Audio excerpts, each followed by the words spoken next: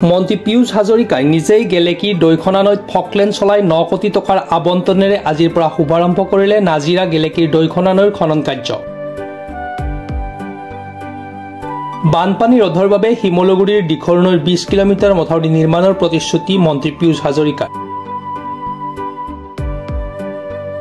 আজি নাজিৰা সমষ্টিৰ শিমলুগুৰিৰ লিকচনা গাঁও আৰু গেলেকীত উপস্থিত হয় জলসম্পদ মন্ত্ৰী পীয়ুষ হাজৰিকা আৰু বৈদেশিক মন্ত্ৰী পবিত্ৰ মাৰ্ঘেৰিটা। নাজিৰা সমষ্টিৰ অন্তৰ্গত গেলেকীৰ এটা দীৰ্ঘদিনীয়া সমস্যা হ'ল বছৰ বছৰ ধৰি বানপানী। এই বানপানীৰ ফলত গেলেকীৰ বিভিন্ন এলেকাত চন পৰি ৰৈছে শ বিঘা কৃষিভূমি। ইয়াৰ মূল কাৰণ গেলেকীৰ দৈখনা নৈ। এই দৈখনা নৈৰ 9 কোটি টকাৰ আবণ্টনেৰে আজি নিজেই ফকলেন চলাই খনন কাৰ্য শুভাৰম্ভ কৰিলে জলসম্পদ মন্ত্ৰী পীয়ুষ হাজৰিকাই।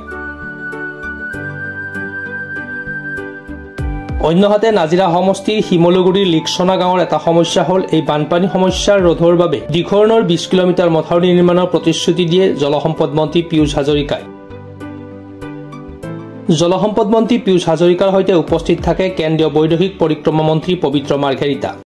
নিৰ্বাচনৰ সময়ত এই গেলেকী অঞ্চলত নিৰ্বাচনী প্ৰচাৰ সভাত অংশগ্ৰহণ কৰিছিলোঁ। এই অঞ্চলৰ যথেষ্ট ৰাইজে মোক এটা তেখেতলোকৰ বহুদিনীয়া সমস্যাৰ কথা কৈছিলে। এই গেলেকী অঞ্চলত দৈখনা, ডেন্সি আৰু বৰহুলা নামৰ 3খন নদী আছিলে। এতিয়া প্ৰায় নদীকেইখন নাই, নদীকেইখন বাম হৈ গ'ল আৰু পাহাৰৰ পৰা এতিয়া পানী যেনিয়ে তেনিয়ে নামি গুচি আহে। গতিকে ইয়াৰ ফলত প্ৰায় 17.5 কিলোমিটাৰ দৈৰ্ঘ্যৰ এই অঞ্চলটোত মানুহে খেতি কৰিব নোৱাৰে। মানুহৰ যথেষ্ট কষ্ট আছিলে আৰু মানুহে এই অঞ্চলৰ ৰাইজে মোক আহ্বান জনাইছিলে যাতে এই নদীকেইখন আমি খনন কৰোঁ। মই তেখেতলোকক প্ৰতিশ্ৰুতি দিছিলোঁ যে পৰৱৰ্তী সময়ত এই নদীকেইখন খনন কৰিবলৈকে আমি চেষ্টা কৰিম।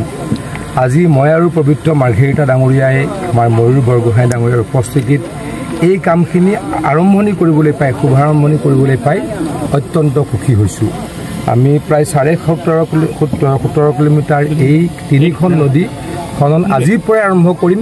3 পৰা 4 মাহৰ ভিতৰত এই কামখিনি আমি সম্পূৰ্ণ কৰিম।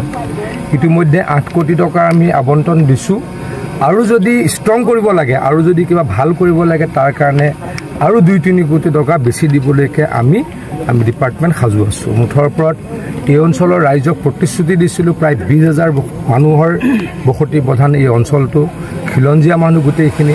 এই মানুহখিনি বিপদত থকাটো আমাৰ কাৰণে কষ্টকৰ। প্ৰতিশ্ৰুতি পালন কৰিবলৈ সক্ষম হোৱাৰ কাৰণে মই নাজিৰাৰ পৰা জুলফিকাৰ আলী ৰিপৰ্ট, প্ৰাতঃ টাইম ডিজিটেল।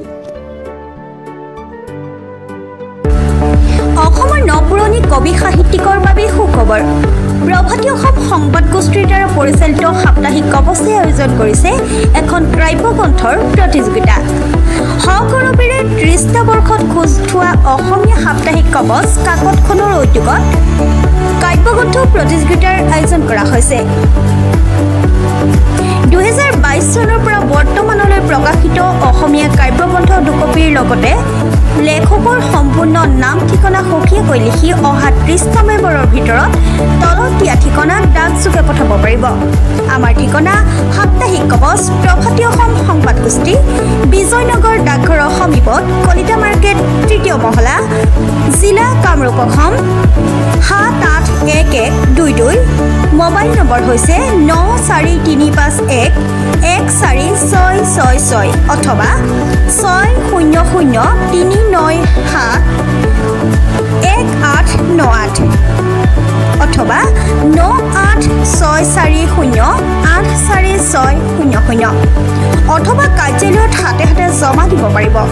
এই প্ৰতিযোগিতাত বয়সৰ কোনো সীমা নাই। অহা জানুৱাৰী মাহত ফলাফল ঘোষণা কৰাৰ লগতে বঁটাসমূহ বিতৰণ কৰা হ'ব। সকলো প্ৰতিযোগীকে মানপত্ৰ প্ৰদান কৰা হ'ব।